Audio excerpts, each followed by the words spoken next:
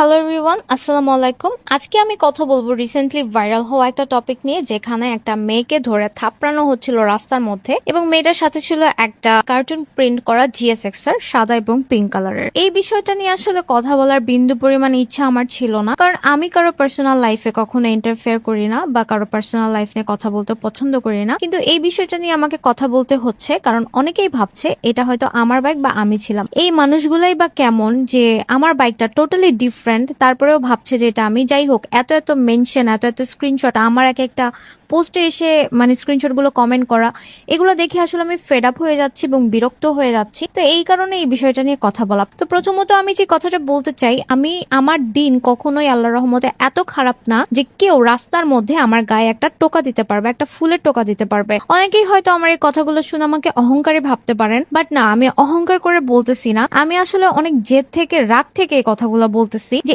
এইরকম একটা ইনসিডেন্টে আমাকে আপনারা ভাবতেছেন এটা কিভাবে সম্ভব। আমি যথেষ্ট পার্সোনালিটি নিয়ে চলাফেরা করি, আমার একটা স্ট্রং ফ্যামিলি ব্যাকগ্রাউন্ড আছে, স্ট্রং পার্সোনালিটি আছে। আমি কখনোই এরকম ফ্যামিলি ব্যাকগ্রাউন্ড থেকে বা এরকম পার্সোনালিটি থেকে বিলং করি না যে আমাকে ধরে রাস্তার মধ্যে কেউ থাপড়াইতে পারবে। এবং আমার যে ফ্যামিলি ব্যাকগ্রাউন্ড এবং আমার যে সাথে বন্ধু বান্ধবীরা থাকে, আমার সাথে যদি কখনো ভুলেও এরকম কিছু হয়, এরাই তাদের হাত ভেঙে একদম উপরে ঝুলায় রাখবে। সো আমার সাথে এরকম কোনো কিছু হওয়ার প্রশ্নই আসে না। আমিও একজন ফিমেল বাইকার।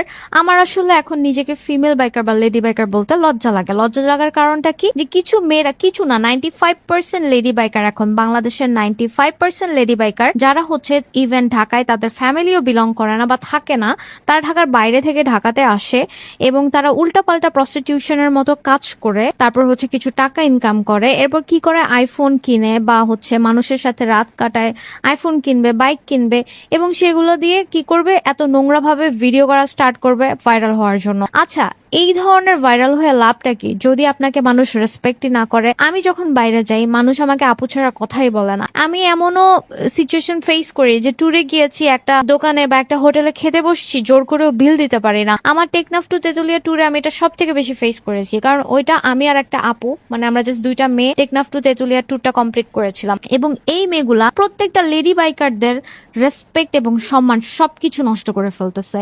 প্রত্যেকদিন 300 ফিটে যাবে, নয়তো অন্য কোথাও যাবে, যে রোডগুলা ইজি টু রাইড, সেখানে গিয়ে তারা কয়েক মিনিটের ভিডিও বানাবে, এগুলা ভাইরাল হবে ফেসবুকে এবং নাম খারাপ হবে সব লেডি বাইকারদেরকে।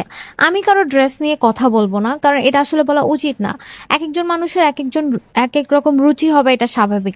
বাট আপনার গেট আপের সাথে যদি আপনার প্রোনাউন্সিয়েশনের কোনো মিল না থাকে, সেই গেট আপটা তো আপনার নেওয়া উচিত না, তাই না?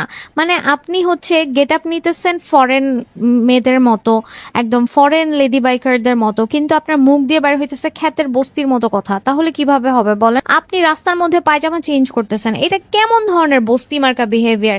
এগুলোর জন্য তো প্রত্যেকটা ফিমেল বাইকারকেই মানুষ নেগেটিভ চোখে দেখে।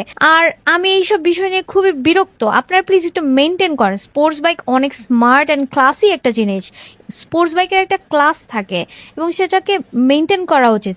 স্পোর্টস বাইকের সাথে হাঁটুর উপরে উঠা থাকা শাড়ি এভাবে আপনারা রাইড করেন, এটা দেখতে কত জঘন্য লাগে। আপনাদের কি বিন্দু পরিমাণ কোনো আইডিয়া আছে?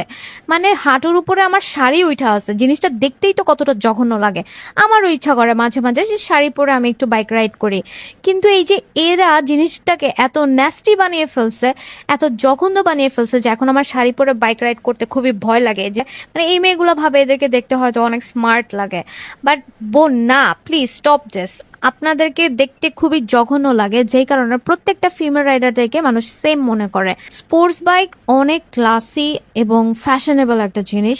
অনেক মানে রাইডিং এর ক্ষেত্রে তো স্পোর্টস বাইক ডেফিনেটলি সবার কাছে অনেক বেশি ফেভারিট। সো ওইটাকে একটু মেনটেন করেন। স্পোর্টস বাইকের সাথে যেন আপনাকেও দেখতে ওইরকম ক্লাসি লাগে, সুন্দর লাগে, ওইভাবে চলাফেরা করেন। এইরকম বস্তির মতো কথাবার্তা, বস্তির মধ্যে চলাফেরা করার কি দরকার? আর ভাই, এইসব মেয়েদের কাতারে প্লিজ আমাকে কখনো ফেলবেন না। আমি হয়তো হাতে গোনা একটা দুইটা মেয়ের সাথে, লেডি বাইকারের সাথে চলাফেরা করছি, চলাফেরা করে দেখছি ভাই এদের একদম ল্যাভেন্ডিশ অবস্থা। আমাকে কখনো আপনারা কোনো গ্রুপে দেখবেন না, কোনো প্রোগ্রামে দেখবেন না, কোথাও দেখবেন না। আমি অনেক রিজার্ভ ভাবে থাকি, আমি আমার মতো করে থাকি। সো আমাকে প্লিজ এগুলোর সাথে মিলাবেন না। না। আর এইসব ভিডিওর কোনো স্ক্রিনশট আমার কোনো ভিডিওতে দিয়েন না। আমি ক্লিয়ার করে দিলাম যেটা আমি না। আমি এই বিষয়গুলো নিয়ে খুবই বিরক্ত। আর যদি আপনাদের প্রশ্ন থাকে যে আপনি এত টাকা পান কোথায়, যে আপনি গাড়ি কিনেন, 2টা স্পোর্টস বাইক চালান, আপনি এত টাকা কোথায় পান, তাহলে আমি হাজার হাজার বার বলছি, আবারও এই ভিডিওতে বলতেছি, ভাই আমি হচ্ছে আমার যখন 16 বছর বয়স তখন থেকে আমি অনলাইনে বিজনেস করি। আর আমার বিজনেস হচ্ছে 2018 থেকে শুরু অনলাইনে, এবং 2023 থেকে আমার শোরুম আছে, আমার পার্লার আছে, এবং আমার অনলাইন বিজনেসও আছে। আপনারা চাইলে আমার শোরুমে এসেও কেনাকাটা করতে পারেন। আর মেয়ে রাইডারদেরকে বলতেছি যে আগে আপনারা আমার বাইক কপি করে যখন হচ্ছে বাইক মডিফাই করতেন, তখন আমি জিনিসটা ইন্সপায়ার হিসেবে নিতাম। যখন আমাকে মানুষ বলতো দেখো তোমার বাইক মডিফিকেশন কপি করতেছে, আমি তাদেরকে বলতাম কি যে না, কপি করতেছে না, ওরা ইন্সপায়ার হয়ে তারপর হচ্ছে ওদের বাইকটা ওভাবে করে ডিজাইন করতেছে। আমি আগে এটা ইন্সপিরেশন হিসেবে নিতাম। এখন আমার লজ্জা লাগে, অ্যাট দ্য সেম টাইম আমার ভয়ও লাগে। সো প্লিজ কেউ আমার বাইকের মতো মডিফিকেশন করেন না। আপনাদের বাইক দেখলে ভাবে কি এটা আমার বাইক। আমি জানি না আপনাদের কমন সেন্স কি, মানে মানে ব্রেইনটা কি মাথার মধ্যে না হাঁটুর মধ্যে, যে এই ধরনের ভাইরাল হয়ে কি লাভ। আপনারা সুন্দর মতো কাজ করেন, সুন্দর মতো ভিডিও করেন, যেন বিভিন্ন কোম্পানি আপনাদের সাথে কাজ করে, বিভিন্ন কোম্পানি যেন আপনাদেরকে হায়ার করে, আপনাদেরকে যেন ব্র্যান্ড অ্যাম্বাসেডর বানায়, আপনাদের জন্য উল্টাপাল্টা কাজ করতে না হয়, আপনারা যেন বিভিন্ন ব্র্যান্ডের সাথে কাজ করে আপনারা যেন টাকা পয়সা ইনকাম করতে পারেন, সেভাবে নিজেদের ক্যারিয়ারটা মেক করেন। এইভাবে করলে কেউ আপনাদের সাথে কাজ করবে না। এই ধরনের জঘন্য পার্সোনালিটি থাকলে কেউ আপনাদের সাথে কাজ করবে না।